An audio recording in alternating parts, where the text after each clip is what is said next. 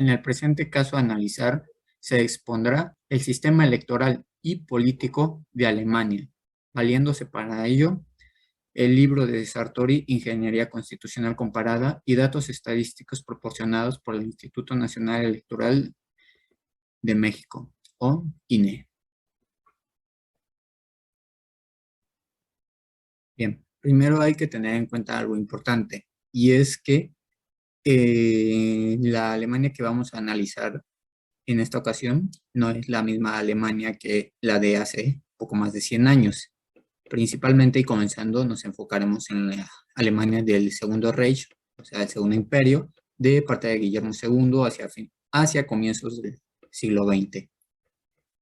Uno de los tres principales características de este Segundo Imperio en Alemania es que se intentó implementar un sistema electoral con sufragio universal, o sea que todos los ciudadanos alemanes tuvieran derecho a un voto libre y secreto. Claro, obviamente estas elecciones pues estaban amañadas principalmente por la imagen del el mismo emperador, el monarca, o en este caso el Kaiser Guillermo II, ya que este tenía prácticamente el poder centralizado en sus propias manos. Y obviamente aquí tenemos la de monarquía constitucional con estados federados y líderes representativos. Mm, De hecho, este aspecto es algo muy importante y que hay que tener en cuenta a lo largo de toda la presentación, ya que es lo que ha caracterizado a Alemania desde un principio, por tener una, se puede decir, libertad de autonomía en sus estados federados, Landers, de manera muy marcada. O sea, cada uno puede gobernarse a sí mismo e incluso tener su propia constitución cada estado. Más adelante lo veremos.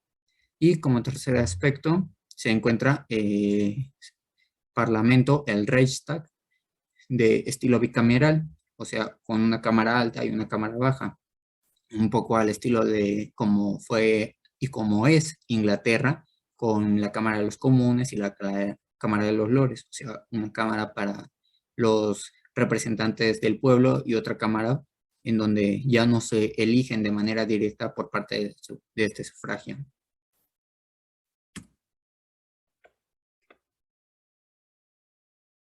Bien, obviamente toda esta autocracia de parte de Guillermo II acabó llegando a su fin hacia comienzos y finales de la Primera Guerra Mundial.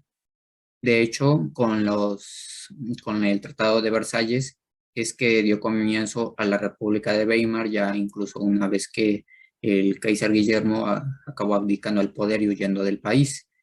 Y bueno, quien principalmente encabezó esta nueva república fue Hindenburg desde 1925 y el cual sería un personaje, pues, para decir, bastante principal al momento de desarrollar lo que serían las raíces del sistema electoral y político de Alemania, de la Alemania contemporánea, que después serían retomados durante la época de la posguerra, o sea, ya después de 1945.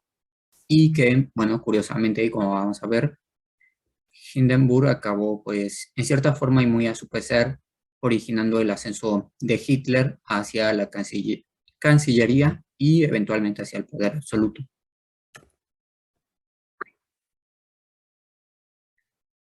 Yendo ahora directamente a la República de Weimar, que comprende desde 1919, o sea, finales de la Primera Guerra Mundial, hasta 1933, que serían los comienzos de la Segunda. este, Alemania pues presentó un gran cambio, un drástico cambio en el que ahora poseía de una democracia un poco más libre y más, pues sí, más democrática, vaya la redundancia, a diferencia de la de Guillermo II. Sin embargo, esto no los absolvió de tener ciertos detalles en su sistema electoral y político que los acabaron debilitando y en cierta forma incluso permitiendo la ascensión del Tercer Reich. En el aspecto del régimen de gobierno en la República de Weimar, pues era un semipresidencialismo en cierta forma desequilibrado. ¿Por qué desequilibrado? porque en realidad era más bien un presidencialismo puro, en donde el jefe de Estado, o sea, Hindenburg, poseía grandes facultades normativas y de autoridad, o sea, el presidente era el que en realidad gobernaba, siendo el canciller más que nada una figura de, se puede decir, de segundo cargo, o sea, incluso el presidente podía llegar a elegir al propio canciller y no al revés como hoy en día sucede. De nuevo, aquí como podemos ver, como otro aspecto, es la república con estados federados.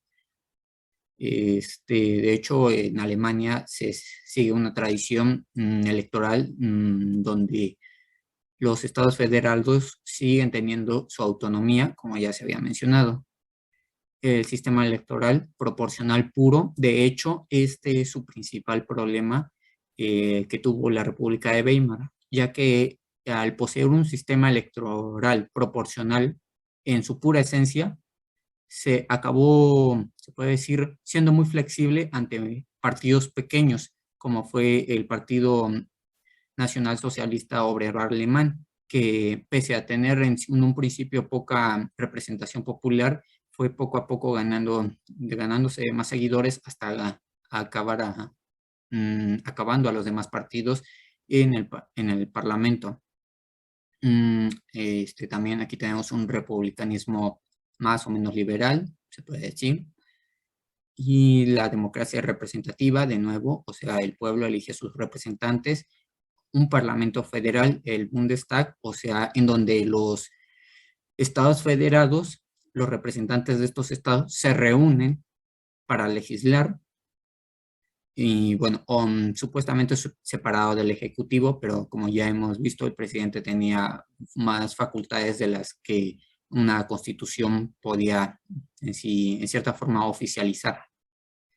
Y como último dato, está el Parlamento bicameral con una cámara baja, o sea, el Bundestag, con una cámara alta, el Reichstag, que es donde ya se daría una resolución definitiva al momento de proclamar una ley.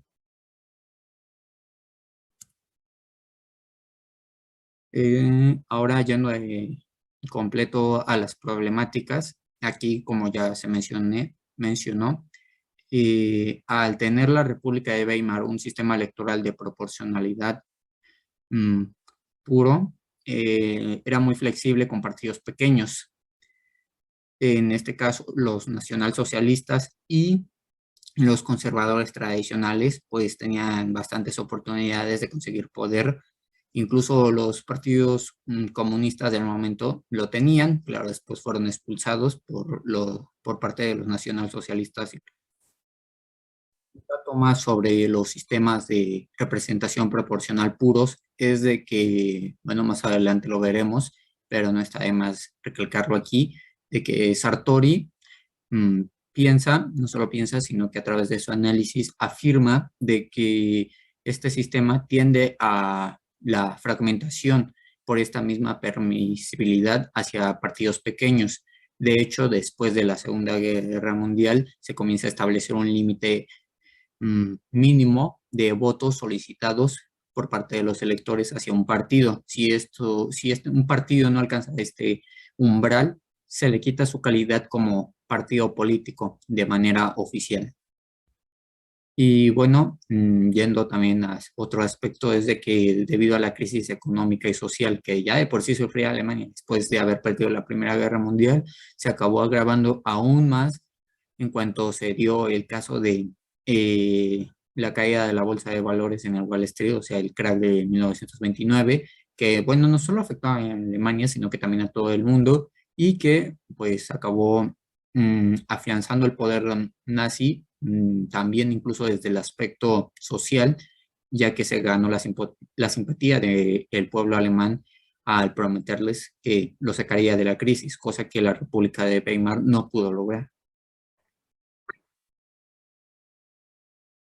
Una vez que Hitler se hizo con la Cancillería de Alemania, también debido a la ayuda de Hindenburg, eh, ya una vez que éste le propusiera una serie de políticas que ayudaran en cierta forma progresara a Alemania y que evitaran más su declive. Claro, obviamente estas políticas eran una fachada para sus verdaderas intenciones. Hindenburg pues aceptó y dio comienzo a pues, la etapa del Tercer Reich, del Tercer Imperio, y con ello el comienzo de la Segunda Guerra Mundial, pues abarcó desde 1939 hasta 1945. Durante esta etapa de gobierno, en el Tercer Reich, el Reichstag, o sea, el Parlamento, junto con todas sus cámaras, la Cámara Baja, la Cámara Alta, y junto con los representantes locales, o sea, los Landers, los estados federados, acabaron bajo la subordinación de, pues, el poder ejecutivo de Hitler.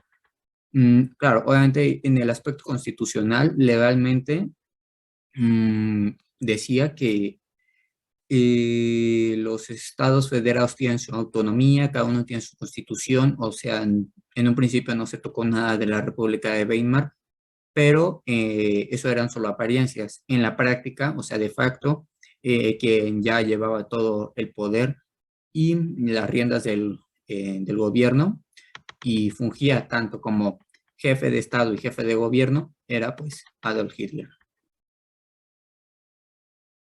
Durante la época del Tercer Reich, Alemania se rigió bajo una forma de gobierno unipartidista y totalitaria, dejando de lado todos los avances dados durante la República de Weimar. Claro, obviamente eso llegaría a su fin una vez concluida la Segunda Guerra Mundial y la victoria de parte de los aliados. Eh, Sin embargo, desde ese aspecto aún no se daría la Alemania que conocemos hoy en día con su forma de gobierno y estilo electoral, ya que todavía tendría que pasar varios años más hasta 1989, o sea, tras la caída del muro de Berlín, cuando Alemania al fin se pudo reunificar y tener su libertad para gobernarse a sí misma de manera como un país, se puede decir, unido y ya no fragmentado por parte de dos superpotencias que se disputaban el poder entre sí, como fue durante el lapso de la Guerra Fría. Es por ello que a partir de 1991, o sea, tras la disolución ya de la URSS completamente y la aceptación de Alemania de parte del modelo económico estadounidense, es que ya se puede comenzar a hablar de la Alemania contemporánea, la Alemania que conocemos hoy en día. Y bueno, su régimen político actual es que, como ya se ha venido mencionando a lo largo de toda la presentación, son una república federalista de carácter democrático. Cada federación, Länder, posee autonomía propia, o sea, incluso hasta poseen su propia constitución a nivel local, pero obviamente todos están sometidos a una sola constitución que es ya la de nivel nacional. Claro, obviamente esto no les quita su autonomía, pueden seguir gobernándose a sí mismos, pero en el ámbito ya de necesitar cooperar entre sí, eso es algo que la Constitución a nivel nacional se los pide. También poseen un semipresidencialismo en donde pues el poder ejecutivo está dividido entre el canciller y el presidente. El canciller vendría siendo el jefe de gobierno y el presidente el jefe del Estado. ¿Cuál es la diferencia entre estos dos? Que el jefe de gobierno se encarga, pues, digamos, de legislar, de debatir con los otros representantes de otros partidos políticos, solucionar algunas cuestiones a nivel local o ya nacional, digamos, desabasto de agua, desastres naturales, etcétera. Y por otro lado, ya el jefe de Estado es, para decir, como que ya solo la imagen, el presidente solo representa a Alemania en términos de aspecto público, pero ya en el punto de legislar o tener una autoridad como fue durante la República de Weimar, el Tercer Reich y el Segundo, ya no posee dichas facultades. Mm, el sistema es pues, representativo con mayor fuerza de parte del legislativo, o sea, el Parlamento, el Reichstag, tiene la mayor autoridad. De hecho, las elecciones en Alemania son para elegir a quienes van a ocupar un cargo en el Parlamento. No se elige al presidente o al canciller en sí. Y por último aspecto, tenemos la división de los tres poderes del Estado, o sea, la división clásica que ya propuesta por John Locke y Montesquieu entre el ejecutivo, legislativo y judicial. De parte del sistema electoral y de partidos, pues aquí en el caso de elegir al presidente, es a través del Bundesversammlung, que es una junta entre miembros del Bundestag y delegados federales. O sea, entre estos son los que eligen al presidente. No, al no ser un presidencialismo puro el sistema, los votantes no eligen directamente al jefe de Estado. El voto, pues, obviamente, es indirecto al no ser una votación directa al momento de elegir a los representantes. ¿Por qué?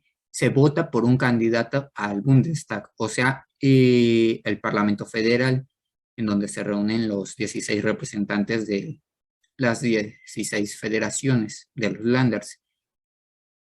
Y bueno, aquí es donde viene lo complicado de explicar el sistema electoral de Alemania, y es de que el votante elige a los candidatos al Bundestag y el partido que obtenga la mayoría de representación dentro del Parlamento Federal es el partido que va a elegir al canciller.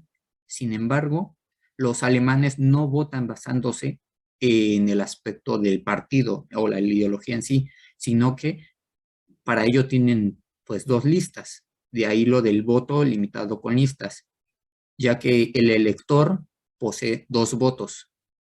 Con uno se escoge al representante distrital, o sea, al representante de la localidad del votante, y con el otro para la lista de partidos, o sea, con esos dos votos en una misma lista, digamos, con el primer voto se escoge al candidato, basándose en las habilidades, en la cuestión de la facultad del propio candidato en cuestión. Y con la otra parte de la lista y con el otro voto se elige al partido en sí y con la ideología afín que tenga el elector. O sea, de esa forma se divide el sistema electoral de Alemania. Aquí es un aspecto que en unos minutos vamos a ver, y es de que Sartori no piensa de la misma manera, y es que las elecciones son mixtas. La mayoría de analistas piensan que las elecciones en Alemania pues tienen una proporcionalidad con distritos uninominales, pero más adelante, como ya dije, Sartori no va a estar de acuerdo. Y como ya también se había mencionado durante la diapositiva del Tercer Reich, la barrera del umbral, o también llamada en alemán es Sperrklausel, es del 5%, o sea, un partido político necesita del 5% de votos de los electores para seguir con vida, seguir manteniendo su registro como partido político. Y esto principalmente también se da para que no se vuelva a repetir el mismo fallo que tuvieron en la República de Weimar, ya que, como se dijo, la representatividad proporcional lleva a la fragmentación del mismo parlamento al haber muchos partidos de distintos tipos y de tantos tamaños, que al final no es posible adquirir una organización bastante bien unificada y eficiente. Bien, aquí entrando de lleno con Sartori, nos hallamos con las definiciones que él propone sobre lo que es un sistema presidencial puro y un sistema parlamentario también puro. Como ya vimos, el presidente es a la vez jefe de Estado y jefe de gobierno, y la elección del presidente es directa o semidirecta. al momento de votar entre los tantos candidatos. Y un aspecto importante que no se menciona es de que en un sistema presidencial el ganador se lo lleva todo y los que pues no ganaron, no existen segundos, terceros, cuartos lugares, simplemente existe un único ganador, el que se lo lleva todo. Y este jefe de gobierno y de Estado eh, no son designados o removidos, o sea, no pueden ser quitados de su poder por el órgano parlamentario, sino que es por el propio presidente. Los poderes ejecutivo y legislativo están claramente separados, o sea, entre los dos no se tocan y en cierta forma pueden cooperar, pero no se pueden ver porque sería en cierta forma como que violar o centralizar ambos poderes, correr dicho riesgo de que sean centralizados. Por otro lado, en un sistema parlamentario, y el cual es el que se caracteriza principalmente Alemania, el jefe de Estado y el jefe de gobierno son personas distintas. En este caso, uno es el presidente y otro es el canciller o la cancillera, que hasta hace poco fue Angela Merkel. Los miembros del Parlamento son elegidos por el voto popular. Eso sí que son elegidos directamente por los ciudadanos. El jefe de gobierno y el gabinete son designados y pueden ser removidos, ahí sí que sí, por el mismo Parlamento, por el Bundestag. Los poderes ejecutivo y legislativo, en este caso, no están separados, de hecho, cooperan mutuamente y están obligados a hacerlo para así, pues, velar por el beneficio de su ciudadanía y la protección de su Estado.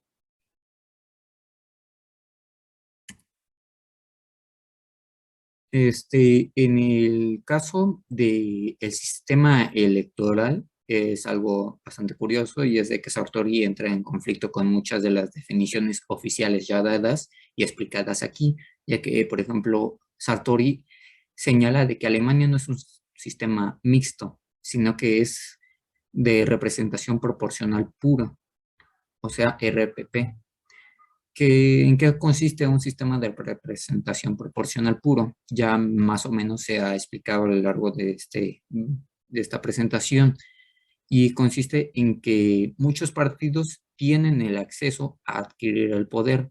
Existe cierta permisibilidad de parte del sistema hacia partidos pequeños, grandes, cualquiera que sea al- para alcanzar el poder, básicamente.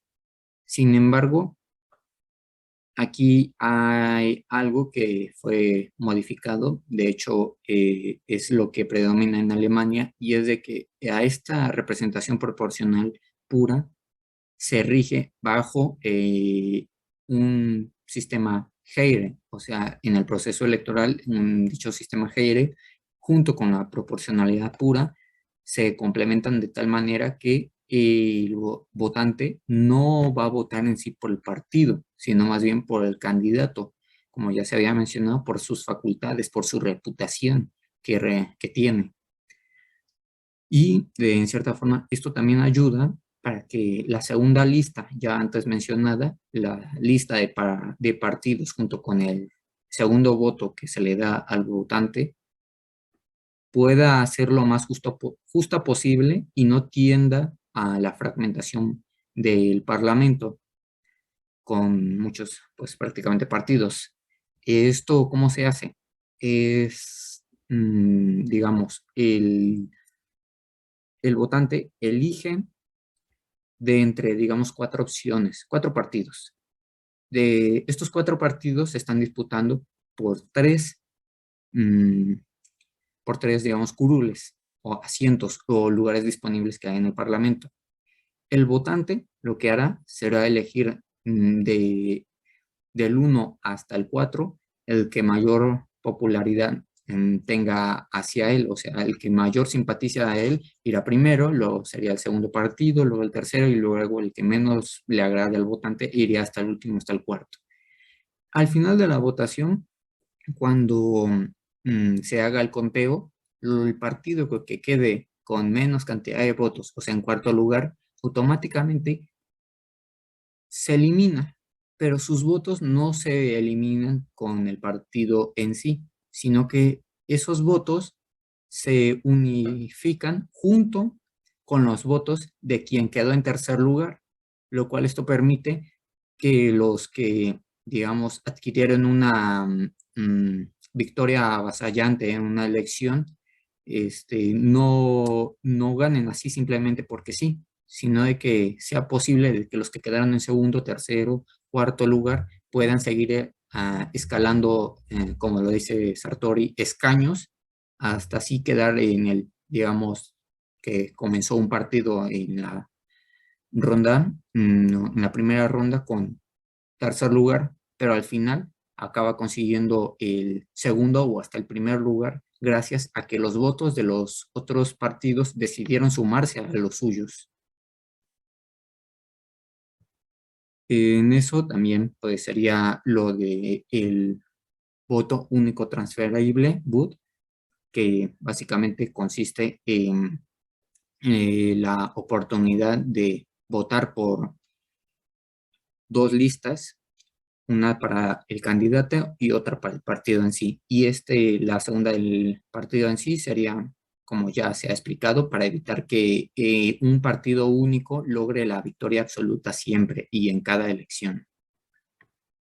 Y como ya se dijo, el Sperrklausel del 5% no solo excluye a los partidos que no hayan alcanzado ese límite, no lo hayan superado, sino que también excluye de facto, claro, esto no lo dice en la ley, pero sí se lleva en la práctica, a los partidos que sean antidemocráticos o que puedan atentar contra la democracia o el sistema en sí, como ya se vio con los partidos tradicionales desde ultraderecha o el Partido Nacional Socialista Obrero Alemán, que al final acabaron llevando a la misma destrucción del sistema electoral de la República de Weimar. Y por último, Sartori puntualiza que hay creación de nuevos escaños en caso de mayoría absoluta. O sea, ¿qué significa esto? De que digamos que de los 4 curules que ya se habían expuesto, 3 se quedaron, pero de esos 3 tampoco alcanza. Entonces, ¿qué se hace? Pues dentro del Parlamento se crean, digamos, un puesto extra para quien no haya alcanzado uno. Como anotaciones adicionales, obviamente el idioma oficial de Alemania es el alemán predominante. La capital pues es Berlín con más de 3 millones de habitantes. Su constitución vigente hasta hoy en día es la que se proclamó una vez ya finalizada la Segunda Guerra Mundial. En 1949 es cuando ya se había completamente oficializado. También aquí tenemos otras ciudades importantes como Hamburgo, Múnich, Colonia, y en el aspecto de la división política, o sea, ya se mencionó, son estados federados, autónomos y con su propia constitución, y Alemania está conformada por 16 de dichas entidades, en las que se pueden encontrar Baja Sajonia, Berlín, Bavaria, Brandenburgo, Bremen, Hamburgo, entre muchas más. En el aspecto de las conclusiones, ¿qué se puede afirmar? Que Alemania es, sin lugar a duda, un país con un sistema electoral de representación proporcional pura, o sea, RPP, con el cual se dividen los votos en dos y con listas para los electores en los que se dividen a los candidatos de los partidos políticos. Y aún pese a ello, y para evitar la fragmentación del Parlamento, se le coloca a escaños favorables a los partidos que obtengan menos cantidad de votos, para así escalar más y evitar el unipartidismo o la bipolaridad entre dos únicos partidos hegemónicos dentro del Parlamento. Claro, obviamente, Alemania también es una nación con una constitución democrática y con un sistema de gobierno parlamentario y federalista. Bien, eso fue todo. Estas son las fuentes consultadas utilizadas para esta presentación. Muchas gracias.